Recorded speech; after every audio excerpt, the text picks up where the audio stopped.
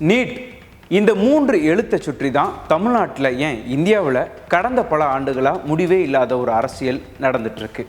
ஒரு பக்கம் மாணவர்கள், இன்னொரு பக்கம் பெற்றோர்களோட மருத்துவ கல்வி கனவு, மற்றொரு பக்கம் தேர்தல் வாக்குறுதி, சட்டமன்ற தீர்மானம், நீதிமன்ற வழக்கு, மத்திய மாநில மோதல்கள்.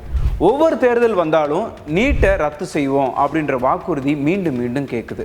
ஆனால் தேர்தல் முடியுது, ஆட்சி மாறுது, அறிக்கை வெளிவருது, போராட்டங்கள் நடக்கு. ஆனால் நீட் மட்டும் தொடர்ந்து நடந்து கொண்டே இருக்குது. இப்போவும் அதே நிலை தான் நீடிச்சிட்ருக்கு.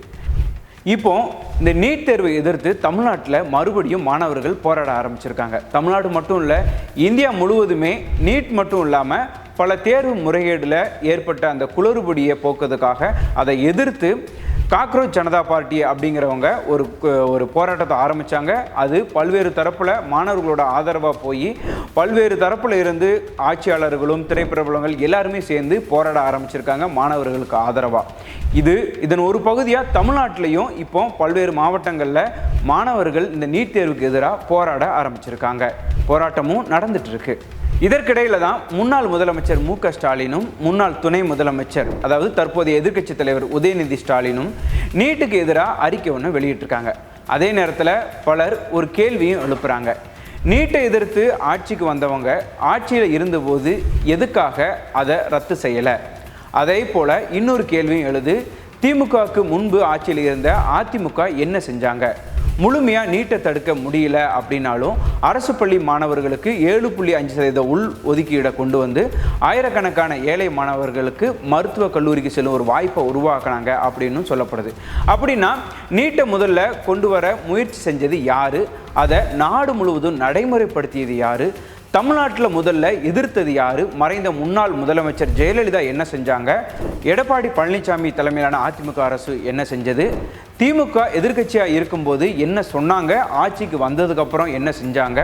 இப்போ ஆட்சியில் இருக்கக்கூடிய தாவேக அரசு இதை எப்படி கையாள போகிறாங்க? இப்போது நடைபெற்று வரக்கூடிய போராட்டங்கள் எதற்காக? இந்த எல்லா கேள்விகளுக்கும் காரணமான பதில்களை பற்றி தான் நாம் இப்போ பார்க்கலாம். இது ஃபயர்லைன் தமிழ், நான் உங்கள் வினோத்.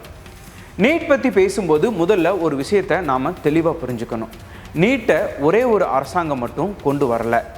அதுதான் ஒரு அரசாங்கம் தான் கொண்டு வந்துச்சு அப்படின்னு சொன்னாலும் அது முழுமையான உண்மை கிடையாது. ஏன்னா நீட் உருவானது ஒரு ஆட்சியில், சட்ட போராட்டங்களை சந்தித்தது இன்னொரு காலத்தில், நாடு முழுவதும் முழுமையாக அமல்படுத்தப்பட்டது வேறொரு ஆட்சியில். அதனால் முழு காலவரிசையும் நாம் பார்க்கணும். கதையை 2009 இருந்து தான் தொடங்கணும்.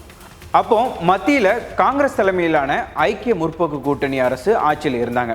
அந்த காலத்தில் இந்திய மருத்துவ கவுன்சில் நாடு முழுவதும் மருத்துவக் கல்லூரியில் சேர்றதுக்கு ஒரே நுழைவுத் தேர்வு இருக்கணும் அப்படின்ற யோசனையை முன் வச்சாங்க.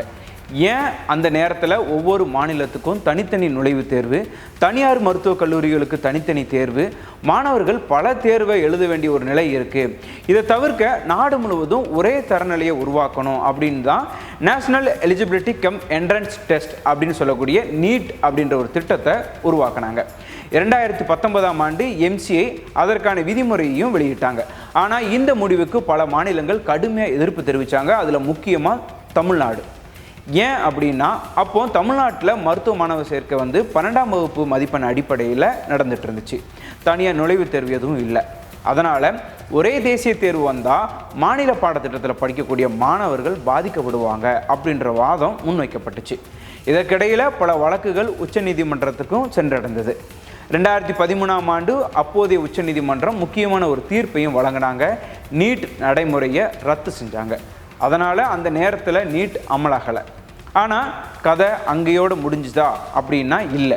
2016ஆம் ஆண்டு உச்சநீதிமன்றம் தன்னோட முந்தைய தீர்ப்பை மீளாய்வு செஞ்சு நீட்டுக்கு மீண்டும் ஒரு அனுமதியை கொடுத்தாங்க. அதுக்கப்புறம் மத்தியில் ஆட்சியில் இருந்த பாரதிய ஜனதா கட்சி நாடு முழுவதும் நீட்டை கட்டாயமான நுழைவுத் தேர்வாக நடைமுறைக்கு கொண்டு வந்தாங்க. அதாவது நீட்டை முதல்ல முன்மொழிந்தது காங்கிரஸ் தலைமையிலான ஐக்கிய முற்போக்கு கூட்டணி ஆட்சி காலத்தில். அதை நாடு முழுவதும் முழுமையாக அமல்படுத்தினது பிஜேபி தலைமையிலான ஆட்சியில். இந்த ஒரு விஷயத்தை புரிஞ்சு கொண்டாதான் அடுத்தடுத்த அரசியல் விவாதங்களை நம்ம சரியாக புரிஞ்சுக்க முடியும். இந்தியா முழுவதும் நீட்டு அமலுக்கு வந்தாலும் தமிழ்நாட்டோட நிலைப்பாடு மட்டும் வேறவா இருந்துச்சு. ஏன் அப்படின்னா அதை புரிந்து கொள்ள தமிழ்நாட்டோட மருத்துவ சேர்க்கை முறையை முதல்ல நம்ம பார்க்கணும்.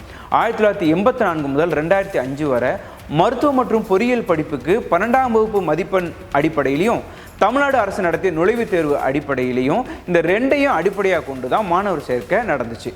மாணவர்களோட +2 மதிப்பெண்களும் அந்த நுழைவுத் தேர்வு மதிப்பெண்களும் சேர்த்து தரவரிசையை தயாரித்தாங்க. ஆனால் 2006ஆம் ஆண்டு மறைந்த முன்னாள் முதலமைச்சர் கருணாநிதி தலைமையிலான திமுக அரசு தமிழகத்தில் மருத்துவம் மற்றும் பொறியியல் படிப்புக்கான நுழைவுத் தேர்வை ரத்து செஞ்சாங்க. அதுக்கப்புறம் 12ஆம் வகுப்பு மதிப்பெண் அடிப்படையில் தான் மருத்துவ மாணவர் சேர்க்கையும் நடந்துச்சு. அந்த முறையில் கிராமப்புற மாணவர்கள், அரசு பள்ளி மாணவர்கள், பொருளாதார ரீதியாக பின்தங்கிய குடும்பங்களைச் சேர்ந்த மாணவர்களுக்கு வாய்ப்பு கிடைத்ததா தமிழக அரசுகள் தொடர்ந்து வாதிட்டு வந்துச்சு. அதிமுகவின் மறைந்த முன்னாள் முதலமைச்சர் ஜெயலலிதா அவங்களோட நிலைப்பாடு என்னவா இருந்துச்சு அப்படின்னா, 2010 நீட் கொண்டு வந்தபோது அப்போ முதலமைச்சராக இருந்த ஜெயலலிதா கடுமையாக எதிர்ப்பை தெரிவித்தாங்க. மத்திய அரசுக்கு பல கடிதங்களையும் எழுதினாங்க. கல்வி என்பது மாநிலங்களோட உரிமை, தமிழ்நாட்டில் தனித்துவமான சேர்க்கை முறையை மாற்றக்கூடாது அப்படின்ற ஒரு நிலைப்பாட்டை எடுத்தாங்க. 2013 உச்சநீதிமன்றம் நீட்டை ரத்து செஞ்ச போது தமிழ்நாட்டுக்கு கிடைத்த வெற்றியாகவும் அதிமுக அதை கொண்டாடினாங்க. ஆனால் 2016 உச்சநீதிமன்றம் மறுபடியும் நீட்டுக்கு அனுமதி அளித்து நிலைமையே மாற்றுச்சு. அதே ஆண்டோட இறுதியில் முன்னாள் முதலமைச்சர் ஜெயலலிதாவும் மறைஞ்சாங்க. அதுக்கப்புறம் பன்னீர்செல்வம், பின்னர் எடப்பாடி பழனிசாமி தலைமையிலான அதிமுக அரசு இந்த பிரச்சனையை சந்திச்சாங்க. அதுக்கப்புறம் தான் மாணவி அனிதா அவங்களோட உயிரிழப்பு பெரிய அளவில் பேசப்பட்டுச்சு. 2017 அரியலூரை சேர்ந்த அரசு பள்ளி மாணவி அனிதா 12ஆம் வகுப்பில் உயர்ந்த மதிப்பெண் எடுத்திருந்தாங்க. அவங்களுக்கு மருத்துவராகணும் அப்படின்ற ஒரு கனவு இருந்துச்சு. ஆனால் நீட் மதிப்பெண் காரணமாக மருத்துவ இடம் கிடைக்கல. தமிழ்நாட்டுக்கு விலக்கு கிடைக்கும் அப்படின்ற நம்பிக்கையில் இருந்த நிலையில் அது நடக்கலை. இதனால் 2017 செப்டம்பரில் அனிதா உயிரிழந்த சம்பவம் தமிழ்நாடு முழுவதும் மிகப்பெரிய அதிர்வை ஏற்படுத்துச்சு. அதுக்கப்புறம் தான் நீட் என்பது கல்வி விவாதத்தை தாண்டி அரசியல் மற்றும் சமூக விவாதமாக மாறிச்சு. அப்போ அதிமுக அரசு என்ன செஞ்சாங்க அப்படின்னா, அதிமுக அரசு பலமுறை மத்திய அரசிடம் தமிழ்நாட்டுக்கு நீட் விலக்க கோரினாங்க. சட்டமன்றத்தில் தீர்மானங்களும் நிறைவேற்றினாங்க. ஆனால் மத்திய அரசு மற்றும் நீதிமன்ற நிலை காரணமாக விலக்கு கிடைக்கல. இதற்கிடையில் தான் 2020 முக்கியமான ஒரு முடிவும் எடுக்கப்பட்டது. அப்போ எடப்பாடி பழனிசாமி தலைமையிலான அதிமுக அரசு 7.5% அரசு பள்ளி மாணவர் உள் ஒதுக்கீடை கொண்டு வர்றாங்க. நீட்டை ரத்து செய்ய முடியாத சூழலில் அரசு பள்ளியில் படித்த மாணவர்கள் மருத்துவ படிப்பில் அதிக வாய்ப்பு பெற வேண்டும் அப்படின்ற நோக்கத்தில் இந்த ரிசர்வேஷன் கொண்டு வரப்பட்டதாக சொன்னாங்க. இந்த திட்டத்தின் மூலம் அரசு பள்ளி மாணவர்கள் MBBS மற்றும் BDS படிப்பில் அதிக அளவில் சேர தொடங்கினாங்க. அதிமுக இதை சமூக நீதிக்கான நடவடிக்கை அப்படின்னும் கொண்டாடினாங்க. அதே நேரத்தில் எதிர்க்கட்சியாக இருந்த திமுக இது தற்காலிகமான தீர்வு தான், நிரந்தர தீர்வு நீட் விலக்கு தான் அப்படின்னு வலியுறுத்தினாங்க. இதனால் 2021 தேர்தலில் நீட் மிகப்பெரிய அரசியல் விவாதமாக மாறிச்சு.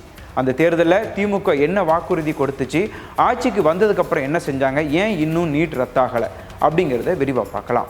2021 சட்டமன்ற தேர்தலில் திமுக தனது முக்கிய தேர்தல் வாக்குறுதியில் ஒன்றா தமிழ்நாட்டுக்கு நீட் விலக்கு பெற நடவடிக்கை எடுப்போம் அப்படின்னு அறிவித்தாங்க. அதுக்கான ரகசியமும் எங்கிட்ட இருக்குன்னு சொன்னாங்க. ஆனால் ஆட்சிக்கு வந்ததுக்கப்புறம் முதலமைச்சர் மு க ஸ்டாலின் தலைமையில் ஓய்வு பெற்ற நீதிபதி AK ராஜன் தலைமையிலான குழு ஒன்று அமைச்சாங்க. அந்த குழு நீட் தேர்வை தமிழ்நாட்டோட மாணவர்களுக்கு ஏற்படுத்திய தாக்கம் குறித்து ஆய்வு செஞ்சு அறிக்கை சமர்ப்பித்தாங்க. அந்த அறிக்கையில் நீட் சமூக மற்றும் பொருளாதார ரீதியாக பின்தங்கிய மாணவர்களை பாதிச்சது அப்படின்ற கருத்து பதிவானுச்சு. அதன் அடிப்படையில் தமிழ்நாடு சட்டமன்றத்தில் நீட் விலக்கு மசோதாவும் நிறைவேற்றப்பட்டுச்சு. ஆனால் ஒரு மாநில சட்டமன்றம் நிறைவேற்றும் இந்த வகை மசோதாவுக்கு ஆளுநரோட நடவடிக்கையும் சில சூழ்நிலையில் குடியரசுத் தலைவரோட ஒப்புதலும் தேவைப்படுது. இந்த மசோதா ஆளுநரிடம் நீண்ட காலம் நிலுவையில் இருந்துச்சு. அதுக்கப்புறம் திருப்பியும் அனுப்பப்பட்டுச்சு. பின்னர் மீண்டும் சட்டமன்றம் நிறைவேற்றி அனுப்புனாங்க. அதன் பிறகு இறுதி ஒப்புதல் கிடைக்கல. இதுதான் திமுக கோரும் முக்கிய காரணமாக இருக்குது.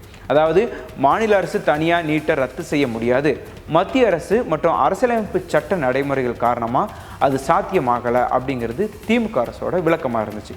ஆனால் எதிர்க்கட்சிகள் வேறு கேள்வி எழுப்புறாங்க. நீட்டை ரத்து செய்வோம் அப்படின்னு சொல்லி தான் தேர்தலில் சொன்னீங்க, ஆனால் இப்போ வர அது நடைமுறையில் உள்ளது ஏன் அப்படின்னு விமர்சித்தாங்க. இதுதான் தற்போதைய அரசியல் விவாதத்தின் ஒரு மையப்புள்ளியாக இருக்குது. நீட் தேர்வு மற்றும் பல்வேறு தேர்வு முறைகேடு தொடர்பாக CJP அதாவது காக்ரோச் ஜனதா பார்ட்டி போராட்டம் இந்தியா முழுவதும் பரவ தொடங்கியிருக்கு.